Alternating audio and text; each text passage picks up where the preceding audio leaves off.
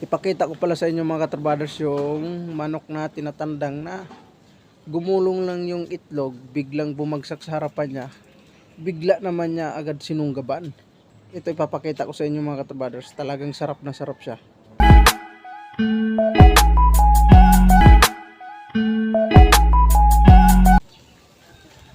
Nalaglag yung itlog na linagay ko doon sa may misa-misa. Tapos pag harap ko mga katrabaders, yun na, napisa. Iniinom na lang ng tandang natin, oh. Ayan. Pinabayaan ko na lang para mapakinabangan ang tandang natin, you know?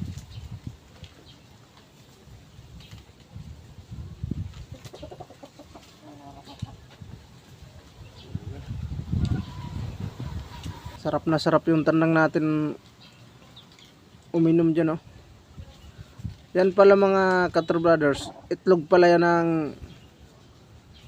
7 months natin na babae, kapatid ng pula na ipinakita ko sa inyo na nakaraan. Yan ang itlog niya. Hindi ko kasi napansin, pag talikod ko biglang gumulong, kaya yun, bumagsak sa lupa. Agad-agad naman niya iniinom ng lalaki. Maganda nga yan mga katrabaders sa mga manok na katulad niya na iniinom nila yung napisa na itlog, kasi healthy rin yan sa kanila. Hanggang sa maubos na yan. Parang pamangkin niya na yung umitlog niyan nitong tandang natin na lalaki. Yan ang itlog. Maganda nga yan na napakinabangan naman. Dahil dagdag resistensya rin yan sa tandang natin. Kayo mga katrabaders, may tandang ba kayo na umiinom din ng itlog? Kung mayroon kayo mga katrabaders, hayaan nyo lang na umiinom sila ng itlog. Lalo na napisa naman, hindi naman sinasadya. Yan. Talagang sarap na sarap siya.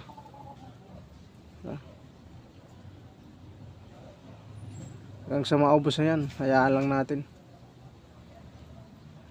Diba? Ganda talaga mga katrabaders. Sarap na sarap siya mga katrabaders, diba?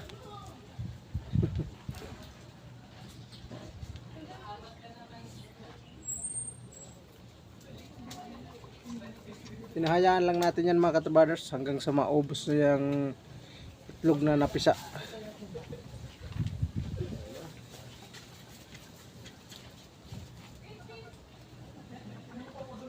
Ganun ako dito mga katrabaders pag nagkukondisyon.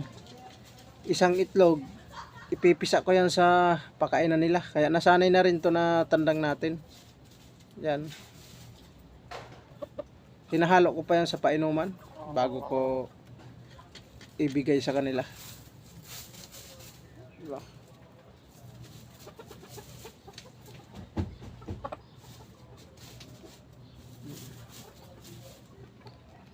Yung itlog kasi mga katrabaders, sa totoo lang, yung iba puti lang ang kinukuha, linalaga nila tapos ginagayat nila ng maliliit.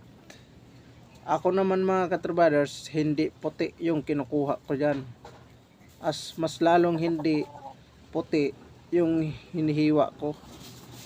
Lahat na yan hinahalo ko yan sa patuka mga katrabaders para marami ang makakain. Pero hindi ko yan ipinapakain sa mga babae, sa mga lalaki lang, kasi baka kasi masanay ang mga babae pag pinakain natin na may halong itlog. Yun, doon magsisimula na baka magkain sila. Kaya medyo masilan tayo sa mga ganun mga katrabaders. Sa mga lalaki lang natin sila binibigay, lalo na pag nag-ready tayo. Malapit na pala ako mga katrabaders, mag-ready na naman ng manok. Dahil magsasali ulit tayo sa premiuhan. Dandahanin ko lang mga katrabaders. Hanggang dito lang muna tayo. Thank you so much sa inyo lahat. God bless.